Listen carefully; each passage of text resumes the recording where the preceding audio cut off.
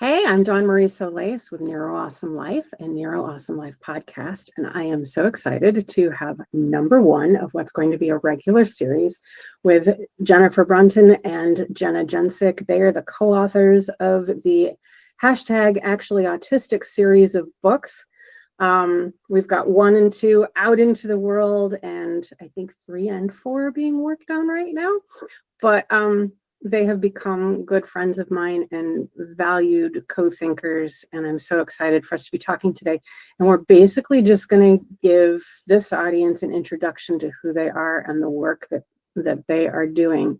So, Jenna, why don't you kick us off, if that's okay? Explain you a little bit more, what got you interested in researching and then eventually writing about autism?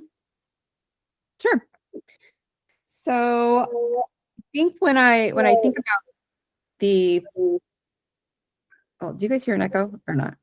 No, we do not hear an echo. Oh, you hear an echo? Yeah. I don't hear an echo. Okay. Not really. Maybe try again. Yeah. Maybe I don't hear it now. Okay. When I think about like how I kind of got interested in learning and researching about autism, I think of it in 2 different ways. One, like how I just first started learning about autism, and then which was from a very deficit model, medical model standpoint, and then another how I kind of have reshaped that to an understanding in a way that like challenges that model. So my brother was diagnosed with Asperger's when he was in 8th grade and I was in high school, and so that was my first like kind of exposure to what that label is and what that means. And when I was in college, I studied education and English. And so part of that was educational psychology classes where, because my brother had been diagnosed, I was a little bit more interested in autism. So I studied a little bit about that. This was 20 years ago, and a textbook that was much older than that probably. So my first like exposure, I think, was very medical model and deficit model. And then eventually when I graduated college, I got married, and a couple years later I had my first son, and he was diagnosed with autism around the age of 5. It could have been earlier, but he was born very early, and so he had a lot of developmental delays that doctors were at the time hesitant to diagnose him with autism because it might have been due to his extreme prematurity. And much later, like just a couple years ago, my husband was diagnosed with autism. So I have, so my learning about autism has kind of come from those 3 vantage points: as a sibling, and then a mom, and then a wife. But when I feel like I was fortunate in that pretty early on, I kind of was able to like challenge that deficit mindset that was originally thrown upon me. And I think that happened in a couple different ways. One, when my son was diagnosed, the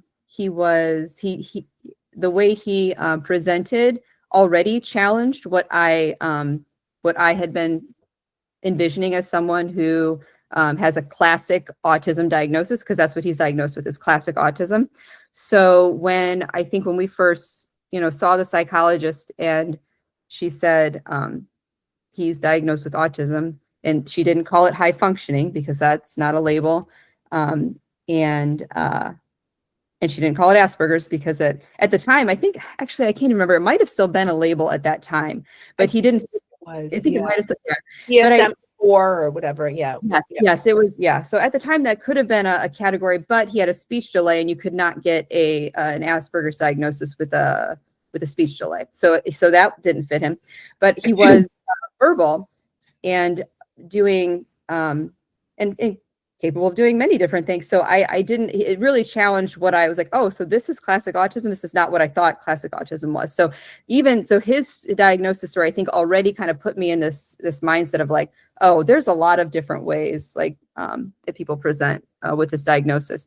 And then I also had a speech therapist. He had a speech therapist through like the early intervention program, like through our state, it was called First Steps, but who was just helped me build a really great foundation. She encouraged me to seek a diagnosis, encouraged me to understand that a diagnosis is just understanding about what's going on. It doesn't change who you are, and really challenge those stereotypes. And that I've grown to appreciate that much more as I get older, because I realized how rare that was for her at the time. So even things like when doctors were telling us about ABA, her being the one like, you might want to look into that, because people, like, not everybody thinks that's the best way to go. So just, I was already having that little like seed being planted in my ear that like, there are more than one way to think about this.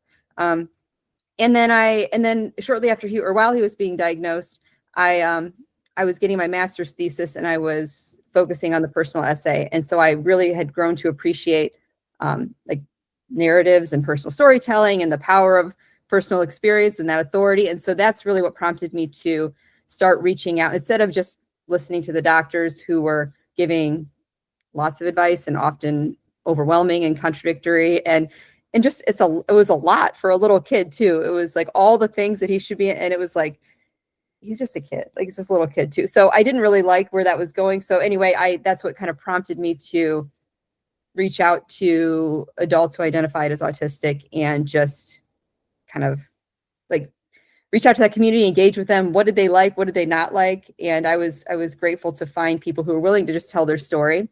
And so that's when I started my website and publishing, trying to partner with as many autistic people as possible. I didn't have a lot to offer except a platform. So I was like, hey, if you want to tell your story, I can publish it. And if you're doing other work, I can highlight it and link to it.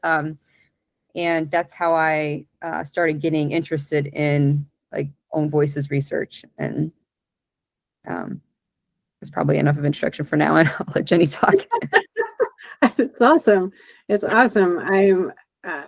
I want to circle back hopefully a little bit later, because being a late identified autistic person myself, I'm curious about your experience with your husband coming to knowledge of his identity. But we'll save that for later. Jennifer, what about you? What got you thinking in this world? So let's see. I'll try to make it brief, but I'll go back to graduate school. So when I was in graduate school, someone I was dating, who was getting his philosophy PhD at Columbia University in 5 years. So pretty brilliant guy. He's a really big deal philosopher now.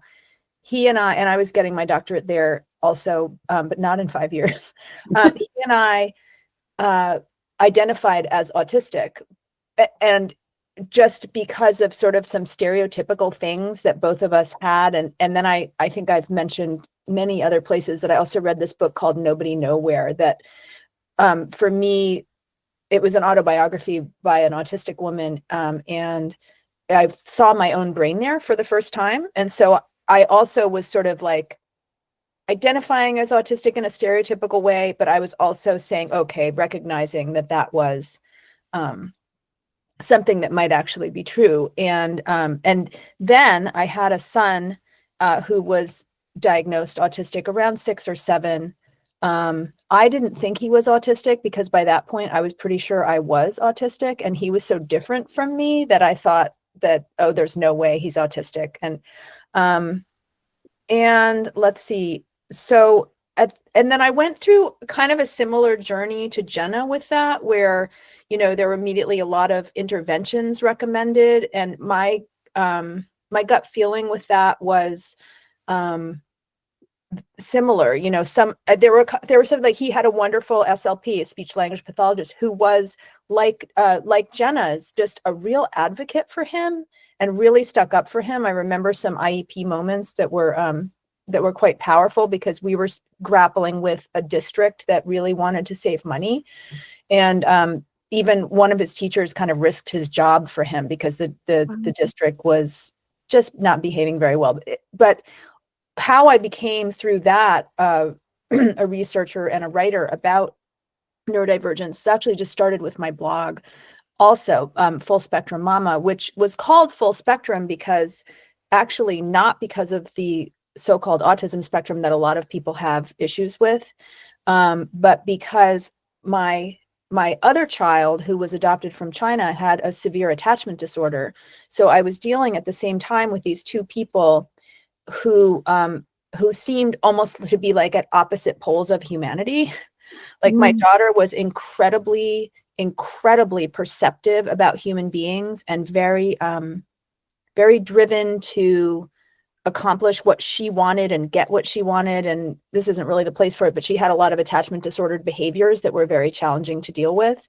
And my son was this like very open-hearted, sweet person who just thought differently and didn't really have a grasp of how people work, which really felt very familiar to me as well. So I started to write about that and sort of talk about watching a neurotypical child grow up who also, you know, had this mental health condition from being in an orphanage that actually made her kind of even like more like a neurotypical person. Like she was so on top of everything in the neurotypical world. And then my son, who was very challenged by the neurotypical world, as I was. So I started writing about that. And then in raising my son, I became much more of an activist, much more radicalized.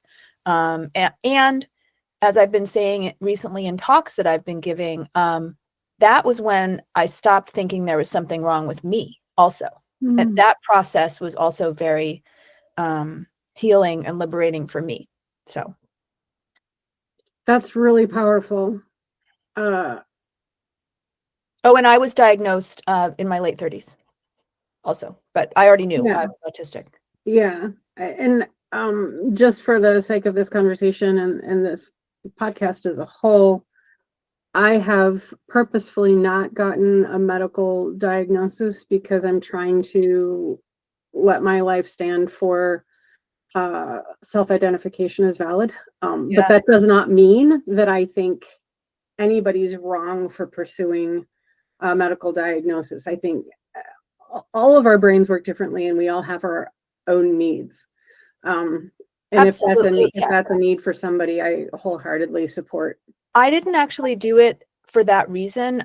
It happened sort of casually by accident because my son was going through his diagnosis process with a pediatric neurologist, and then ended up being like, hey, you know, like, seems like you're probably autistic too. Maybe you should talk to your therapist about, you know, and it was like that. I wasn't actually seeking it. And another thing that I talk about often in my talks is there was a study that showed, I don't remember the exact number, and I usually remember exact numbers, but there's been a lot going on. It's like something like 97% of self-diagnosed autistic people, if they seek a diagnosis, it turns out that they were correct. Yeah. So, I mean, you know, I also do a ton of writing and activism around medical and therapeutic paradigms and language, and even the language of diagnosis can be very triggering. But I thought Jenna put it really well when she said about just some tools to learn about, you know, what's going on in your brain. Like if we can take some of the pathologization out of it and some of the weight out of it, some of it can be useful. Yeah, absolutely. I think understanding how our brains function is really, really important no matter who we are. My background is in learning modalities. So when I was in college, I really wanted to understand how people learned. And I'm old enough that was revolutionary. Oh, wow. I talked my university into basically letting me design my own major, and they're like, you're going to have to take enough coursework to say you're an English major because we don't have a degree in whatever it is you're trying to do. But because I was such a different learner, I knew people learned differently, and I wanted to understand that. And I think being really good at masking, having a misunderstanding of what autism is originally, you know, linking it to intellectual deficit and things like that, which we now know is an inaccurate perspective on autism. When my kids came to me in their teens, and each one of them is like, we think we're ADHD at least, and probably autistic too. I was like, no. Yeah, like, and I'm one of those classic cases of my kids are like me. And so isn't the whole world? Like, I did not understand how different we were until I started doing research about autism, because my coaching clients were turning out to be autistic and ADHD, and I didn't have enough knowledge. And so when I started looking into it, I had similar experiences to both of you of how different autistic people can be. And I had to really think about early childhood free of what I'd been told, because I did love putting things in order. I just did it very differently than my mother, and my mother told me my way was wrong. Right? So I think there are many of us who get into adulthood that are starting to think, maybe I'm autistic, maybe I'm ADHD, maybe I'm something in the neurodivergence world. But because someone along the way, or maybe many someones along the way, told them who you are is wrong, we don't have the right perspective to see ourselves. And so I'm really happy that your kiddos are getting to know themselves from such an early age, and that Jennifer, you were just able to be like, yeah, that's me. I get it, right? Just like own that freely. That's really Well, it took me a long time. It took me a Yeah. very long time. Yeah. Very long time. Yeah. How did you two end up meeting each other? Because it's not like you were neighbors from up the street. No. Or were you? I mean, No, I could talk about that, because I think I reached out to Jenny first. So I started collecting these interviews on my blog. I really wanted to package them and figure out a way to kind of get this word out in a more formal way. Now this was, at the time, I think when I started my blog, it was about 10 years ago now. It just seems incredible to say that out loud. But at the time, it was very difficult for me to even Google anything about autism and find any self-advocate coming up where close in like the first several pages. So it was hard to find people that were speaking about it, first of all, but then to find books or information like formally published, it was really difficult. And so my website was really just supposed to be like hey, if you're looking to find information that's just coming from the autistic community, I promise I'm only putting like, input out there that's just coming from the autistic community. But then, so I thought like this, now it's a little more common thing. Thank God. I mean, it's getting better that it is much easier to find things about self-advocates. But so I reached out to Jenny, because she was one person I did stumble across that was putting things out on her blog. And so I had been reading her blog, and a lot of the stuff that she was writing about was very advocacy oriented and focused, which was like aligning exactly with what I was trying to get out there. I was trying to like highlight things that specific advocacy things that people were doing that maybe they thought were helping the community, but weren't really aligned. So my goal was to try and like align people's efforts a little better with what the advice that was coming from the autistic community. So a lot of the things she was writing about were not only just about like her experience and her family's experience, but just about advocacy in general. And that was like exactly what I was like looking for. So I started compiling these stories and working on a book about advocacy. And I really, so we connected about her interview. First of all, that's how we met. But as I was working on the book, I wanted a partner who kind of was interested in the same topic and willing to kind of put in their work and put their name on something like this to see if we could kind of make this bigger than what my idea was. And I have to say that I was really hesitant to reach out to anybody else, because I'm self-conscious about asking people to do work if it's not their idea or something they're interested in, right? So like I wanted a partner really badly, but it's hard to like it's hard to ask people to do work for free. right? Or like, you don't know what this means. Like, I'm interested in this project. I'd like you to work on it. It'd be great if you would work on it. But yeah, I don't know if it's worth your, I knew that it would be valuable, but I wasn't sure what, what she would think or somebody else would think. So I just kind of told her where I was at and where I was at with the work and if she was interested in helping out. And she was, and luckily she was interested. But it was hard for me to take that first step, and not because I didn't think it was valuable. It's just, I didn't know, I think as a neurotypical advocate, it's really uncomfortable to find my space and where I'm supposed to be and what I'm supposed to be doing. So that was like a big step for me. And I'm still kind of navigating that. Like, what should I be doing? What shouldn't I be doing? How do I support, but also help lead in some situations if that's necessary, if that's what's wanted. So, yeah, I think that was a big step. But yeah, and then we emailed back and forth several times about the project before we started it. And then, I mean, Jenny can talk here in a minute, but we just worked really well on that project. I think we both realized that we have similar personalities and similar work ethic. And so, because that was, like, if nothing else, like, regardless of the, success or lack thereof of any project that we were doing, we both like felt value in the relationship and the work that we were doing. So, we have continued to communicate and work together ever since. And I am so grateful, like, sincerely. Your first book, the hashtag Actually Autistic Guide to Advocacy, just made me fall in love with you both, which is why I reached out originally when I did, which I think is over a year ago now. But it was so thoughtfully researched.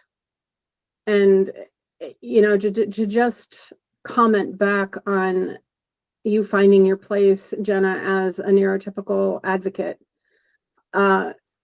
people like you are desperately needed. It's so important that those of us who can speak up in our own way do. But if it's just us, we don't have the same impact in the world, unfortunately. One of the things that has been really challenging for me in the past 3 years is having people understand the difference between me being autistic and what's going wrong because of a traumatic brain injury.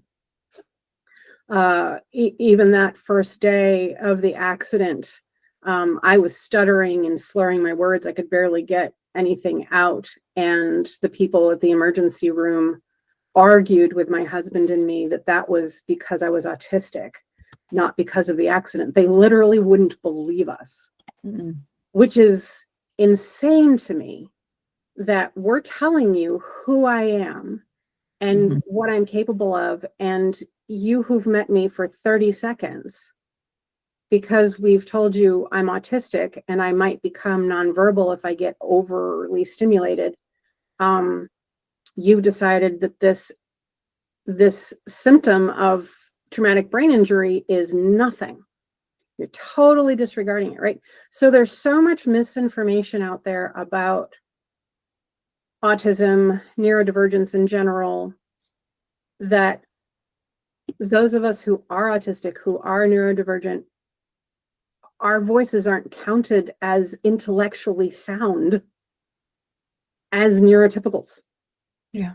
Which is gross. It's vile, but it's real. Yeah. And so, Jenna, because you are listening first, asking the appropriate questions, being there for the autistic community, not for your own benefit, but for the benefit of others. Our community desperately needs you and people like you. So I relate to those feelings of discomfort because I do a lot of anti-racism work. And this little Scottish heritage lady can't look anything but, about as white as you get. I've had to have really loving, beautiful people of color in my life kind of comfort me, which isn't their job. It's not their freaking job to comfort me, but to tell me, we also need you. Mhm. Yes, listen first. Yes, ask questions first. Yes, be led first. But be a leader, be a voice, be present, be obvious. Yeah. So, again, so grateful to the both of you for the work that you're doing. It is so thoughtful and so research-based. And it's why I have become kind of a little super fan of the two of you, because they're like each of you said in your own way, there isn't a lot of what you're doing out there in the world. There's becoming more, but I think you both are holding a very specific place where it's both lived experience and research based. That combination is just intellectually yummy for me and so needed for things to be able to progress in the world for the autistic community. So, Jennifer, was there anything you wanted to add to Jenna's, this is how we met and now it's all happy? Oh, just to kind of echo the things she said. I mean, so when I came on, Jenna had already done the interviews. So she had like produced most of the material for the book. So when I came on, first of all, yeah, Jenna, when I saw your email, your first email, my instant reaction was, heck no.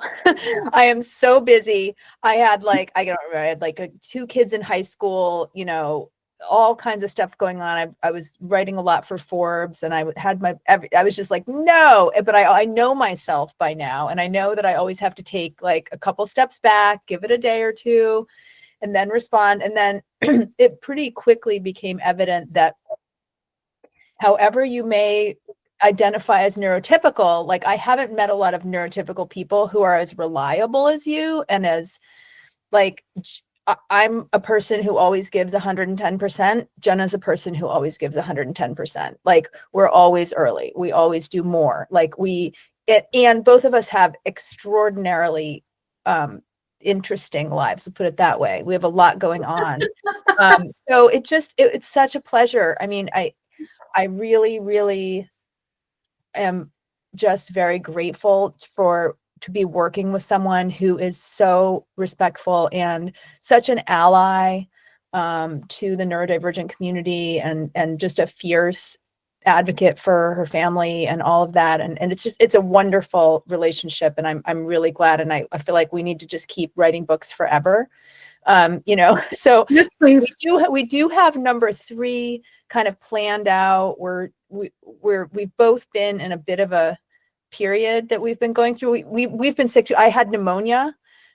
I'm hopefully better. I'm talking with my doctor about maybe doing another round, but I don't have a bad fever anymore. And then Jenna had like mystery illness for like 7 years, and everyone in the family. So we're a little behind maybe where we would have thought we would be, but we're inching our way along for book 3.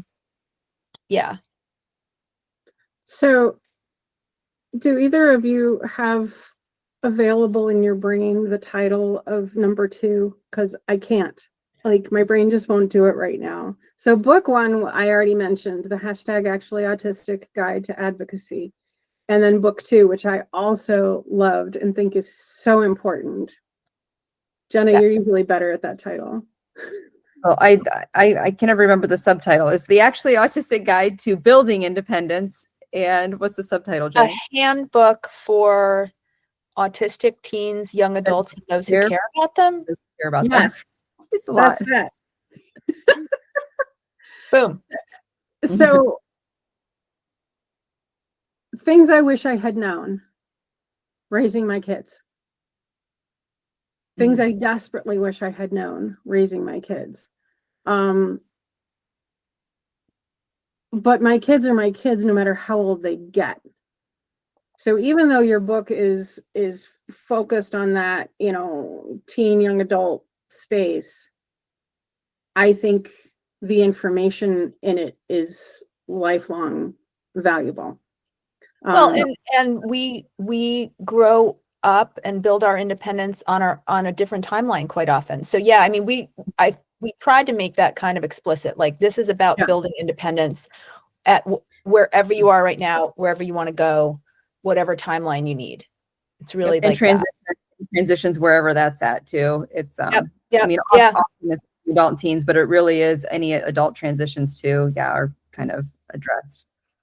Yeah, so it's a book that I highly, highly recommend. What made you both want to write it? How did that happen after an advocacy book? You want to talk about that, Jenny? I think it was it. Go ahead. Okay. I think, and well, you're gonna have to help me. I can't remember how old your son was at the time, but like as we were writing the first one, you know, Jenny was going through some specific, you know, life milestones with transitions and building independence for her son. And I had a son, I think, and my son was in middle school at the time. And so we just kind of noticed that, like, wow, this book about general advocacy that we were talking about, you know, that we wrote first had some great, like, foundational, I think, tips and tools and practical advice for just being with and raising and just existing and living with people who identify who are autistic, for advocating for yourself as an autistic person. But there's so many unique challenges and more specific challenges that happen in the teen, young adult years, or when you're trying to make those big transitions or build independence at all sorts of ages, and we were both living them. And so we're like, oh, it would be neat if we could kind of magnify that or focus in on those areas and offer some more specific advice for that, those particular times. And for me, it was really cool because while we were doing the interviews, I was literally getting advice for, like, things that I could have applied that night in my house, because my son was, as we were writing it, he transitioned into high school.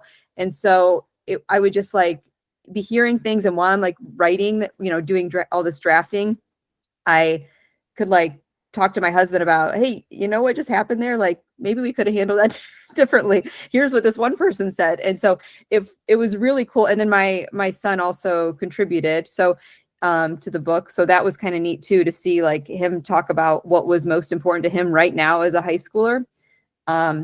So yeah, for me, it was, like, immediately practical and relevant. And so I was like, it was very validating that, yeah, this was what was needed. And it was useful even to somebody who had written, you know, I'd worked on the first book. So I'd already had, like, this really, what I thought was a great, you know, foundation of what we should be doing. But the things that we were learning were specific and unique and different. And so it just kind of fueled this, you know, idea that this book needs to be out there. Yeah, yes, it does.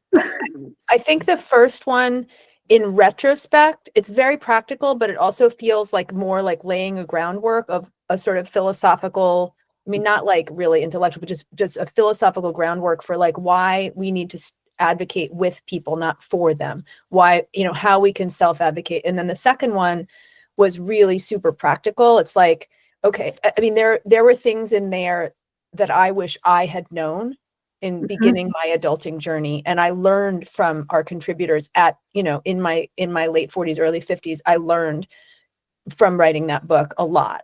And then the third one that we're looking at being more narrative. So we have these kind of different building blocks of how we're kind of putting everything we can come up with from our research and from personal voices and experience, to kind of provide really, like, 360 degrees of, like, empowering, practical, uplifting ideas for neurodivergent people, for autistic people.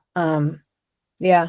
I feel really proud about it. And when I now, in a lot of my talks, I'm being asked, because of the current political climate, to talk a lot about activism. And so I lay it out now. I use, like, principles from the first book, like, just very, very basic what feels really basic to us, but is actually quite revelatory for a lot of my audiences. You know, centering actually autistic voices, you know, understanding that we are all diverse. We're not, you know, getting rid of stereotypes. Like I've said all of that out. And then I talk about some of the aspects of building independence and particularly focusing in on the fourth part of our book. So we have on free online, we have a really in-depth discussion guide for the first book that basically like outlines the whole book and then has reflection questions. We have that also for the second book, free online. That's really part of our commitment to social justice, but it's also just super useful. And then we also have stage 4 of our second book, free online. We couldn't fit it all in the book. The publisher was like, well, it's way too long. And we're like, well, can we put it free online? And so that's what we did. There's like a hub page for our actually autistic guides with our publisher.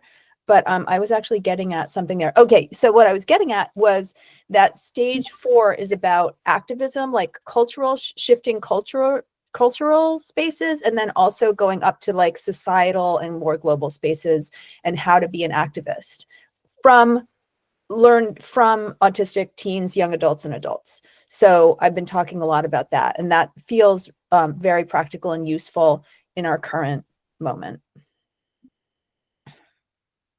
Yeah, on that topic, as you know, the three of us do, I have a wide range of individuals that I'm in contact with, many government workers, neurodivergent people. There's a lot of concern. Government workers aren't being allowed to be as open about their support of lots of different kinds of people, including the autistic community. Yep. I have somebody who's a very good friend of mine that's local to me who works in a government-funded office, and I've noticed a significant shift in her emails that come through her her job email address, including not being able to use chosen pronouns. Yep. For my kids. And I'm responding. We're not discussing that this is happening. Yeah. But I'm responding with correction and things like that. And I know she knows. Yeah. Right. But I'm not pulling back on who I am. Yeah.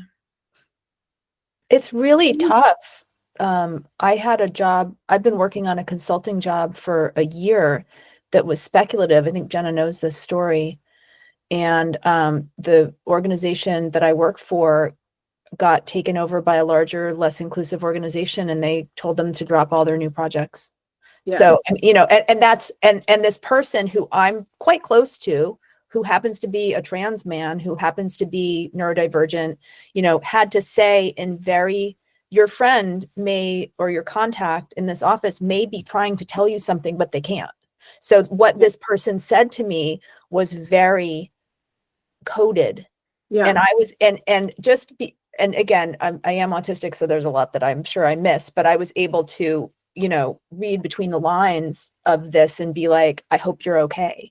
Yeah. And then for him, he was just kind of like, I know, it's a really rough climate to be in. So the work that we're doing, and the work, even then when you're responding, like, how do you respond to that contact? I'm not clear if it's like a friend or a colleague or whatever. They're a friend. They're a good how do you respond to them without getting them in trouble, but while still being yourself and advocating and being the activist that you are, and trying to support them while also calling out this horrible culture. People are losing their jobs constantly. Like they could lose their job for using their pronouns. Right. So I just stay me and I make no requests. Mm-hmm. So if they misgender one of my kiddos, I simply put the correct gender with asterisks on either side. Mm-hmm. Right. I just make the correct gender stand out a little bit. I don't make a request, better, like none of that. I just once highlight the correct gender and just keep talking.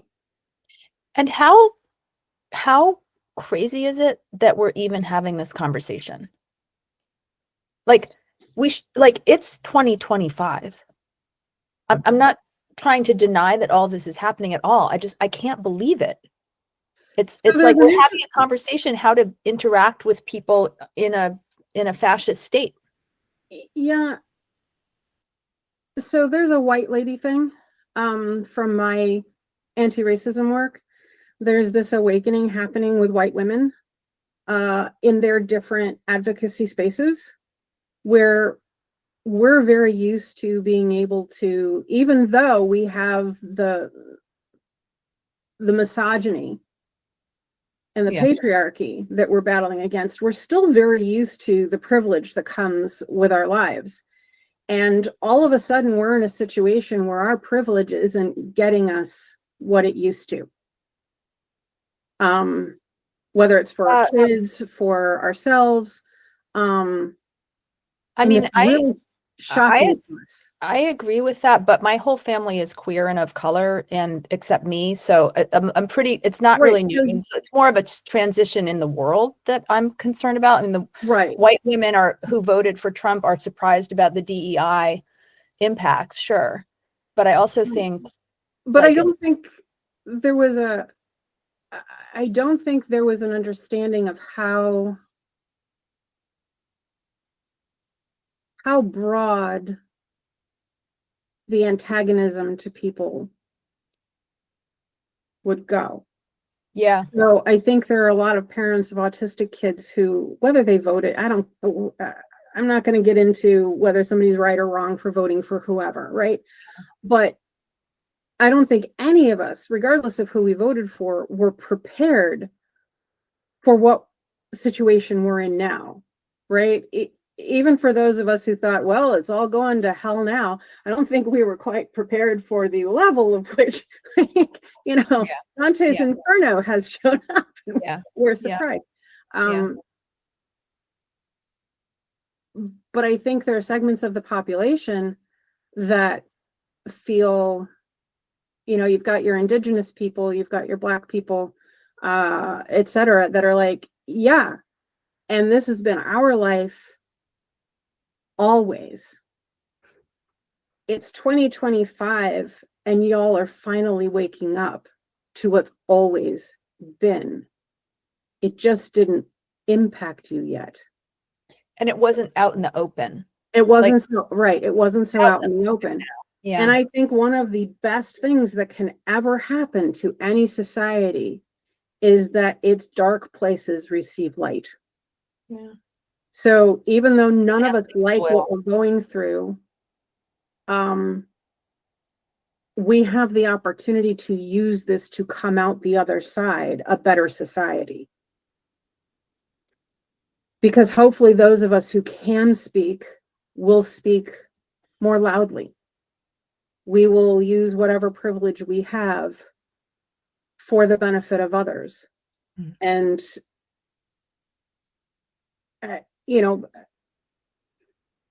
I still choose mostly to stay out of political conversations because they don't tend to be thoughtful. We all have a very strong feelings wherever we're coming from, and it's difficult unless you're in the same room together, right? Or you're on screen together, to have a thoughtful, connected conversation. So like social media, I don't engage. You can't have a thoughtful conversation. One of my favorite advocates is Loretta J. Ross. And she, in conjunction with another person, developed this program called Calling In. And it teaches people how to communicate with those that they don't agree with, possibly extremely. There is no planet on which I can agree with a single word you are saying. But if I say that to somebody, all I do is continue to create distance. I don't bring anybody toward me when I call them out. You are wrong, you're evil, you're whatever, right?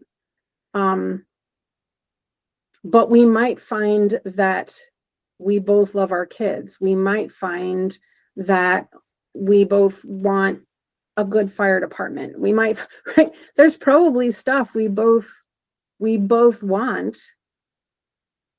So how do we find ways to get to what we both want that don't cause us to want to blow each other up?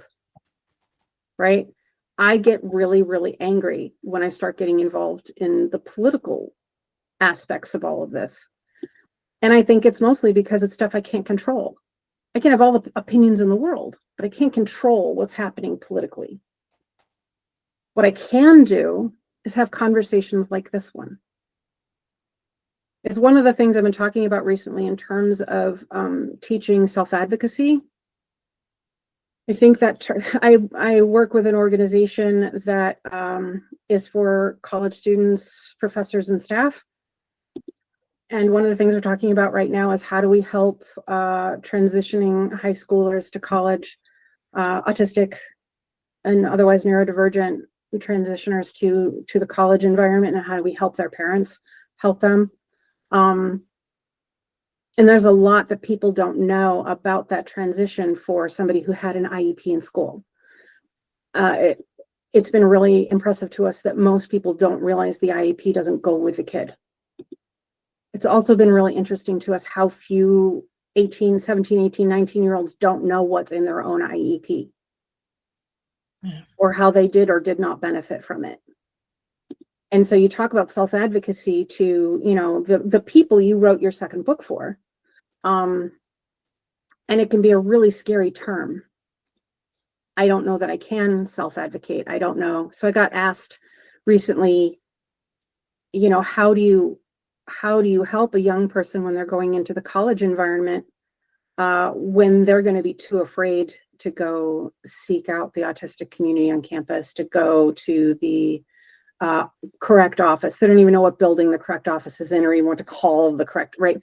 Like there's so much new information coming at them. And so one of my suggestions was the second you step into your dorm, you have an advocate, and it's the student that's being paid to be the coordinator of your floor or your building, right? Colleges have these college students who have been there for 2, 3, 4 years that kind of know the ropes, and they have special training, and you're going to meet them your first evening in your dorm. You're going to meet them. There's going to be a floor or a dorm-wide meeting, and you're going to meet this person who's there to advocate for you. Say hi. Ask, plan 2, 3, 4 questions for that person. I'm going to need special help in my classes. Who do I talk to? And if that person doesn't know, their job is to find out for you. So you don't have to go out into the big campus, right? You can just ask that first person that you already know is supposed to be on your side. Just do that. And so I think when we talk about advocacy, the three of us are kind of out there in the world. None of us are ever asking anybody to be all of that. But there might be something you can do in your own life that's one step bigger for you. Maybe it's ask a friend for help. Maybe it's right. So there may be something that people can do. No, we're not going to change the political environment. We're not going to change the world. But we might change the home we live in a little bit. We might change the neighborhood we live in a little bit. And I think when we can start thinking that way,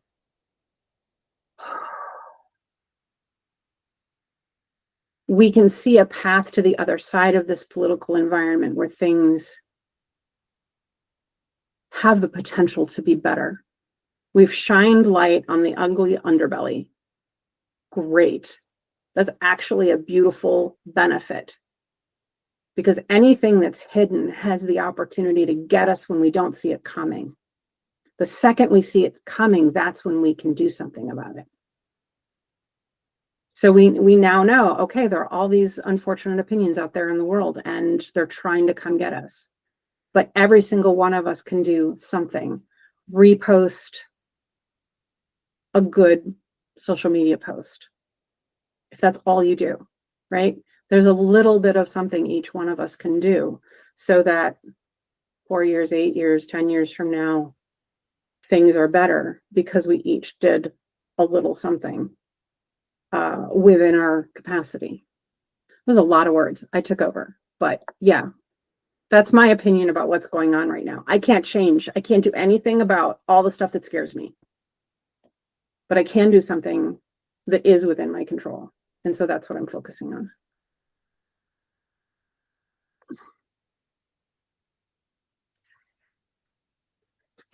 Jill, have any thoughts? And I like that. And that's, I think, coming from like a parent who is working on advocating or helping their child learn to self-advocate too. I think that's helpful. And I think most people, like, part of the visions of our books too, is just to kind of make people's advocacy aligned with what the community wants. And a lot of times they're not looking for these whole scale wide, they're not expecting to dive in the ways that the three of us are, or anybody is on a larger scale. They're looking for, what change can I do now? What small thing can I, what language change can I make? What specific thing can I do to change my routine that would help? And so, yeah, it's powerful to know that, encouraging to know that, these small things are worthwhile, they're worthwhile learning about, and it's worthwhile applying where we can.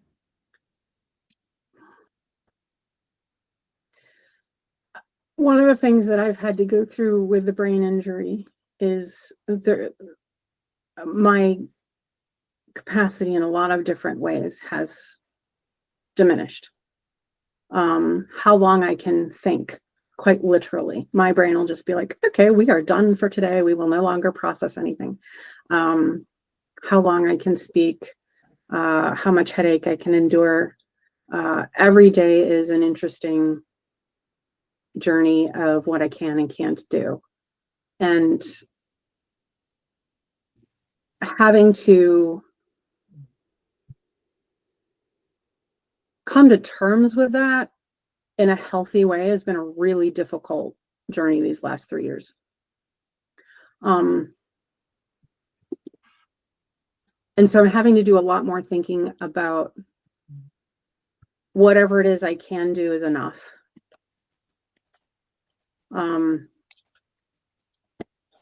Being autistic and ADHD, those of us who are combined types, many of us tend to be really big thinkers. We can think these like really massive, oh, there's this project I want to do, and it's like, it's this big, it's absolutely gigantic. And we may be able to see all the pieces and parts of it. But things get in our way and we're never able to accomplish the giant.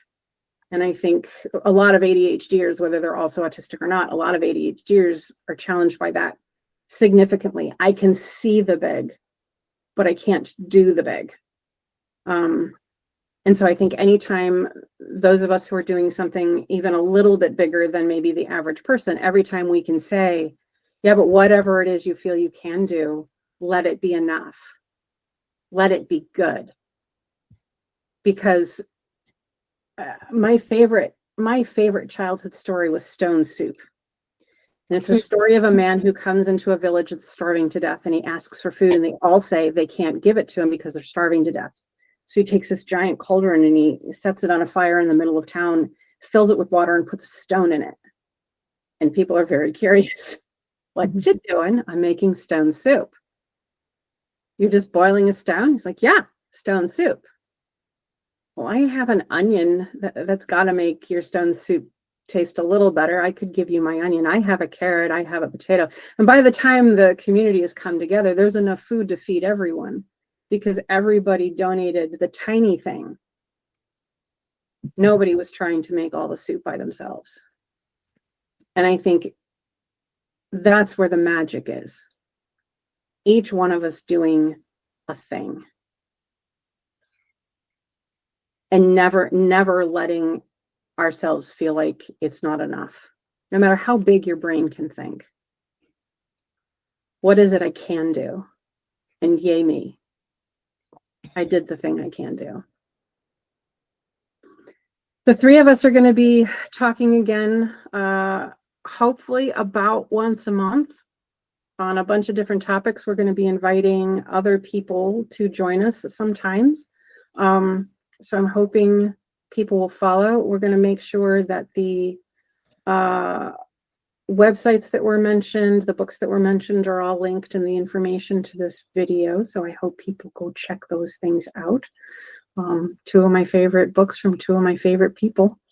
I'm so happy to have been talking with you. Thank you so much for spending this time. Thank you so much, Marie. Is there anything you want to say, like just sum up a thing that you want to leave everybody with, or do you feel complete for today?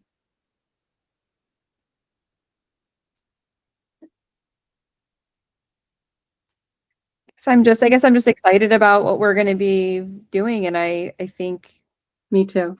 I have a lot of different experience and connections, and we hopefully can like kind of offer some insight and have some valuable conversations around a variety of different topics. So Absolutely. I'm excited too. It'll be good. All right. Thank you. We will talk again soon. Okay. Ray.